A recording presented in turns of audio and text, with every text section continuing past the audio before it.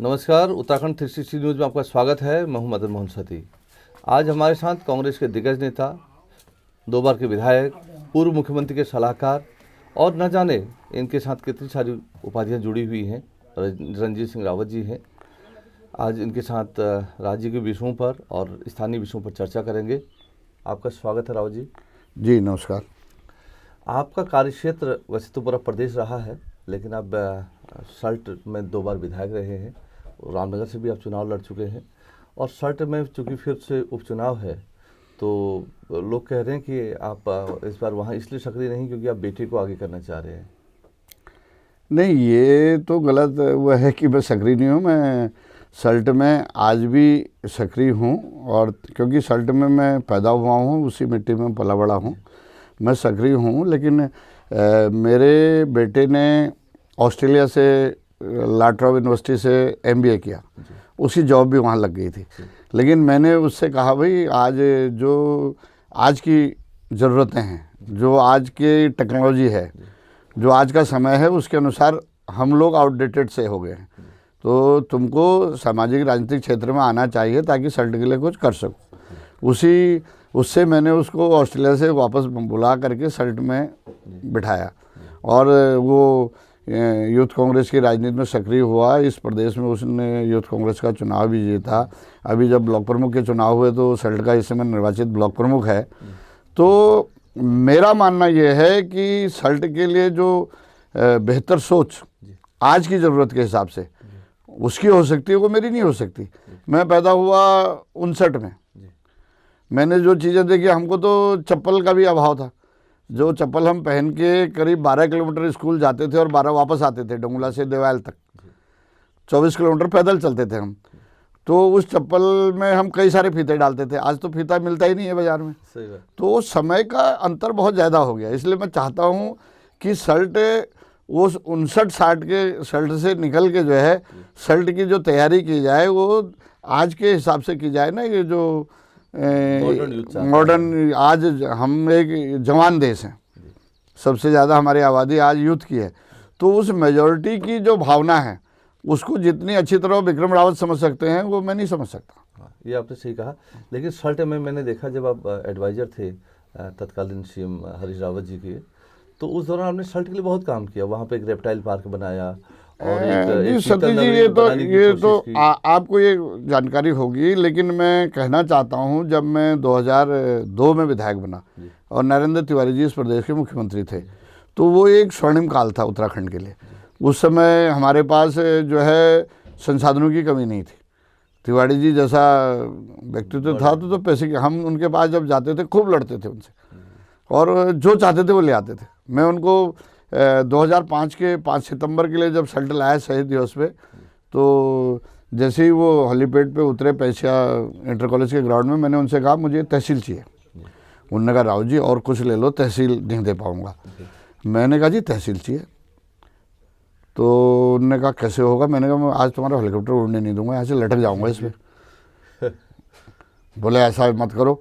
मैंने कहा फिर तहसील दो। बोले 40-42 तहसील बनानी पड़ेंगी। मैंने कहा आप इतने बड़े व्यक्तित्व जो हैं, हमारे विरोध के बाद आप उत्तराखंड के मुख्यमंत्री बने, तो या तो आप हमारी अपेक्षाओं को पूरा करो जो हमारी भूख है, और नहीं तो पद से हट जाओ।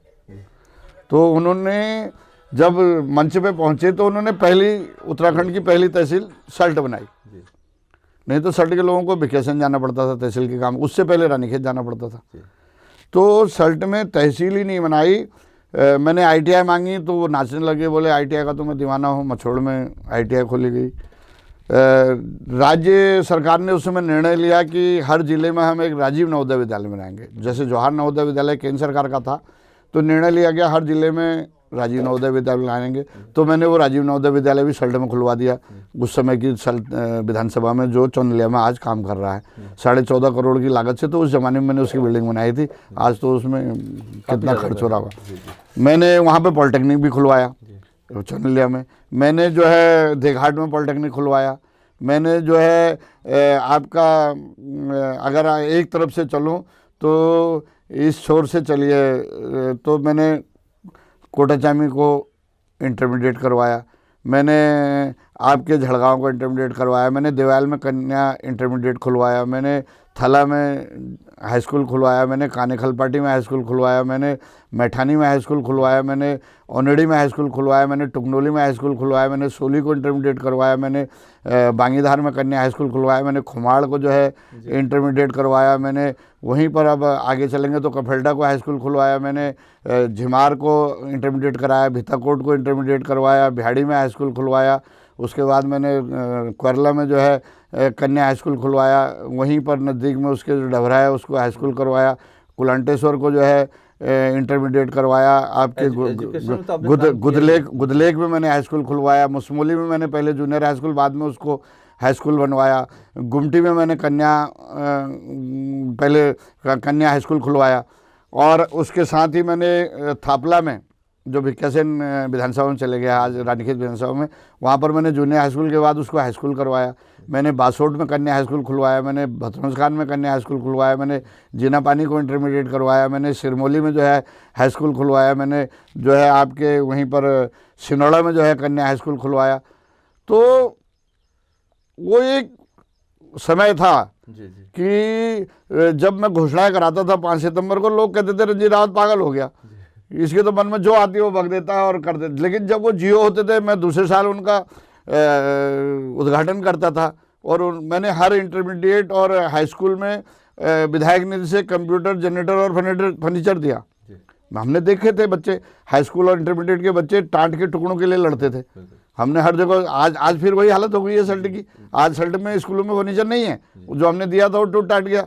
आज वो कंप्यूटर कूड़े के ढेर में रखे हुए हैं। एक चीज़ मुझे और ध्यान है, जब आप सल्ट से विधायक होते थे तो मरचूला जो रामगंगा का जो किनारा है और वहाँ से लेकर काफ़ी आगे तक जो आज रिसोर्ट है, वो आपकी बड़ी देन है, उसमें आप लोगों को लाए। हाँ, हम लोगों ने वहाँ इंफ्रास्ट्रक्चर बनाया, और जो मरचूला भिक्यासेन रोड का मैंने शिलान्यास भी किया था, मैंने 2004 में वो स्वीकृत कराई थी।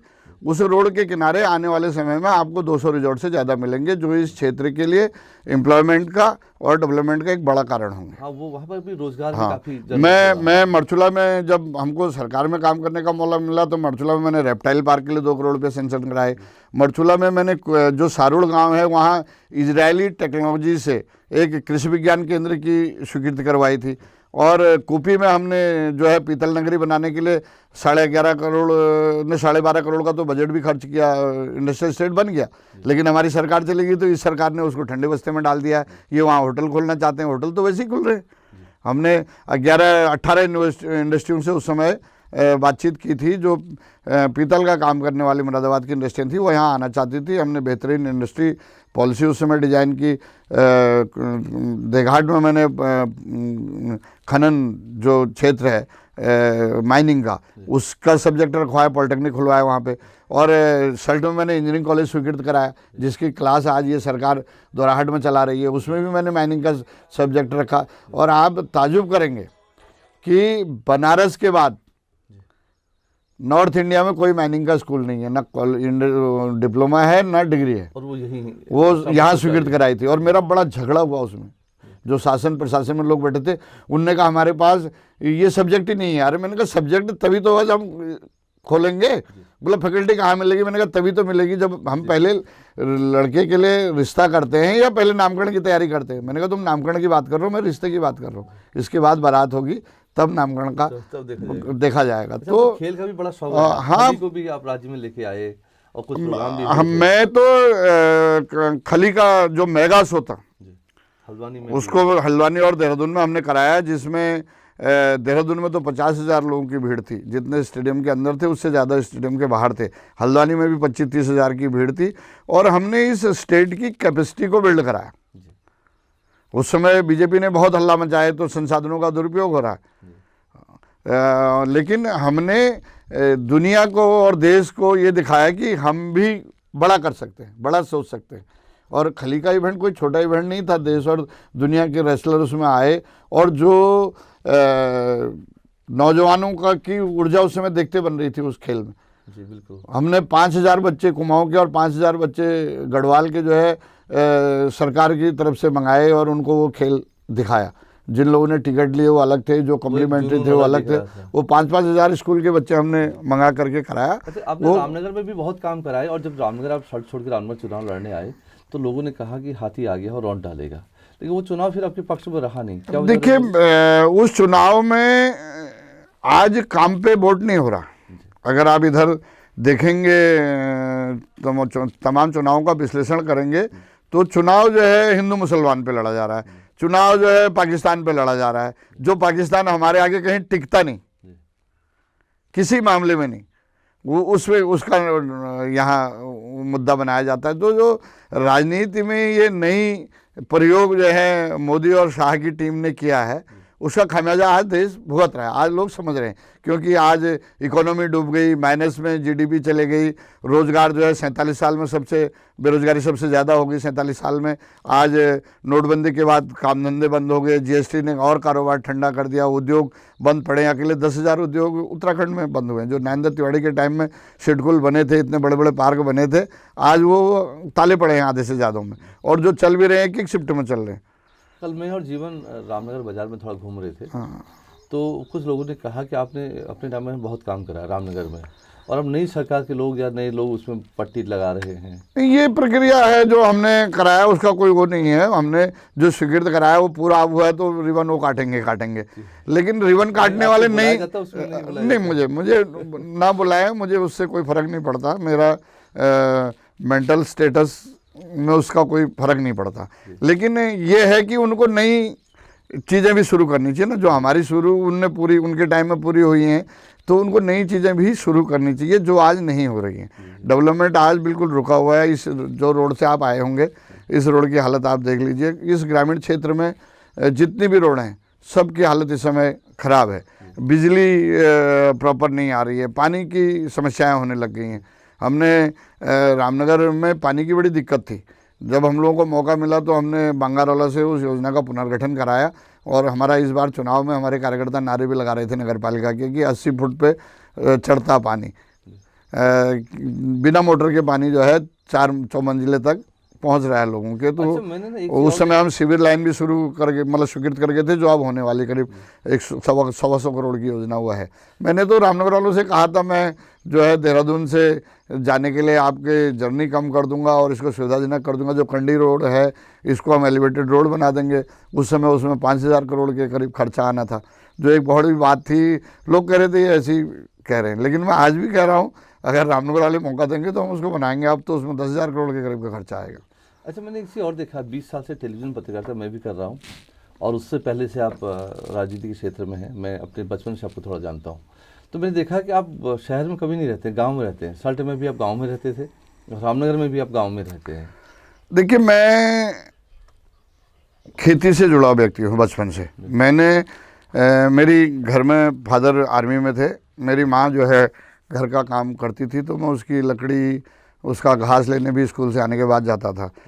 शनिवार इतवार को मैं गोबर भी खेतों में डालता था, गाय भैंस भी धोता था, भैंस का गोबर भी निकालता था, और हल चलाना, बहाना, गोड़ना। और रात रात को हमारे यहाँ पानी की उस समय सुविधा, अब तो खेती लोगों ने छोड़ दी पहाड़ों में, हम तब रात को भी जो है खेत में भिजाने के लिए, पानी लगाने के लिए पूरी पूरी रात काम करते थे। तो बड़ी खुशी सी होती है खेती से जुड़ के, मिट्टी से जुड़ के। और मैंने टोटाम में भी एक ऑर्गेनिक फार्म बनाया है। नहीं तो जहाँ ज़्यादातर जो नेता हैं वो देहरादून में उन लोगों के फ्लैट, और मैंने देखा कि आपने देहरादून में कोई लोग तो नहीं, मेरे पास भी देहरादून में घर है। जब देहरादून रहता हूँ तो घर में ही रहता हूँ अपने, लेकिन मैं ज़्यादातर टाइम जो है सल्ट में विधायक बनने के बाद, मैंने विधायक बनने से पहले ज़मीन ले ली थी टोटाम में, 96 में ली थी। तो उसके बाद मैंने वहाँ खेती शुरू की, मैंने यहाँ कार्नेशन की खेती की, और मुझे खुशी है कि मेरे वहाँ फूलों की खेती करने के बाद सल्ट में कई लोगों ने फूलों की खेती तलासल्ट में शुरू की, जिसमें आज भी तोलियों में, बमनगांव में, मछोड़ में लोग पॉली हाउसों में फूलों की खेती कर रहे हैं। मैंने फिर गुलाब की खेती की, फिर मैंने वहाँ बर्ड ऑफ पैराडाइज की खेती की, जो आज भी कर रहा हूँ मैं। इस साल तो बहुत नुकसान है क्योंकि फूल कोविड की वजह से बिका नहीं तो मैं 8 से 10 लाख तक का फूल साल का बेचता हूँ। और सारी सब्जियां मैं वहाँ उगाता हूँ, सारे अनाज में लगभग वहाँ उगाता हूँ, मंडुए से लेके और चीज़ें तक। और मैंने वहाँ बकरी, मुर्गी, बटेर, कड़कनाथ और गाय सब पाल रखी हैं। आज के दिन भी वहाँ पे सब कुछ है। और हमने वहाँ पे एक रेस्टोरेंट भी खोला था पहाड़ी और नहीं, उसमें भी हम सिर्फ पहाड़ी खाना खिलाते हैं। बहुत सारे टूरिस्ट और ग्रुप सिर्फ इसलिए चले जाते हैं कि हम उनको मैगी नहीं दे रहे हैं, चाउमीन नहीं दे रहे हैं, वो कहते हैं हम नहीं खाएंगे, हम कहते हैं भाई हम तो यही देंगे, बदलेंगे नहीं। तो मानसिक संतुष्टि मिलती है उससे, बाकी तो भटकने के लिए बहुत सारी चीज़ें हैं। एक चीज़ और, आपकी पार्टी में एक चर्चा बड़ी जोरों पर है चेहरे पर चुनाव को लेके, फिर उसमें रावत जी, हरीश रावत जी का एक अलग स्टेटमेंट रहता है, उसमें इंदिरा जी कुछ और बोलती हैं कि भाई होना चाहिए कि नहीं होना चाहिए, फिर प्रीतम सिंह जी का भी बयान आता है, फिर बयान को लेके। हाँ, बयान उसमें मेरा भी आया है, मैं आज भी अपने बयान पे कायम हूँ और मेरा ये मानना है कि मांग राजनीति में कुछ भी की जा सकती है और मांगना भी चाहिए, उसमें कोई बुराई नहीं है। लेकिन पार्टी हाईकमान उसमें बार बार कह चुका है कि सामूहिक नेतृत्व में ही चुनाव होगा। और फिर मैं ये कहना चाहता हूँ कि फेसबुक या ट्विटर तो तय नहीं करेगा चेहरा। हम रोज़ ट्विटर में डाल दें कि चेहरा घोषित करो, ये करो करो, तो फेसबुक और ट्विटर ने चेहरा तय नहीं करना है। चेहरा तय होना है दिल्ली से, तो दिल्ली बात करनी चाहिए जिनको भी चेहरा घोषित करवाना है।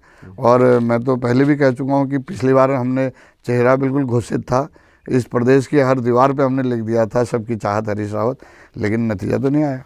जी जी। अच्छा, एक चीज़ और, आपके पुराने जो सल्ट क्षेत्र है वहाँ पे एक बद्रीनाथ जी का मंदिर है, और वो उसके बारे में कहा जाता है वो कथित राजाओं ने बनाए, जो पंचबद्री के बाद 3 मंदिर बने।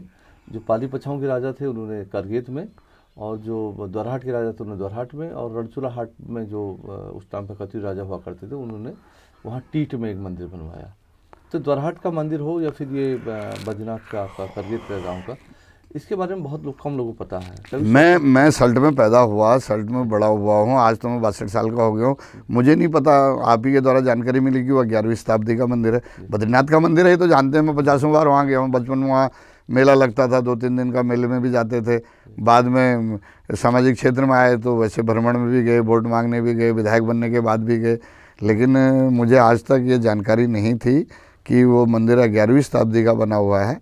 और आप संज्ञान में लाए हैं तो अवसर मिला तो ज़रूर उसका तो उस पर आगे उसको बिल्कुल लाइमलाइट में लाएंगे और उसको एक अवसर बनाएंगे सल्ट के विकास के लिए। धन्यवाद, आप हमसे जुड़े। जी, नमस्कार जी।